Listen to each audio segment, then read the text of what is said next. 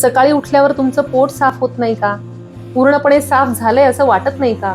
पोटात जडपणा असतो, गॅसेस किंवा सतत अस्वस्थपणा असतो, तर मग समजा की तुमच्या पचन संस्थेकडे तुम्ही आणखी लक्ष द्यायला हवंय. आणि यासाठी एक साधंसं आणि अगदी प्रभावी उत्तर आहे, ते म्हणजे इसबगोल.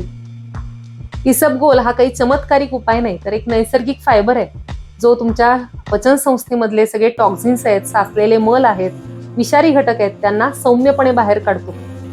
आयुर्वेदानुसार एक सिद्धांत आहे की सगळ्या रोगांचं मूळ कारण हे शरीरातला आमदोष किंवा टॉक्झिन्स आहेत.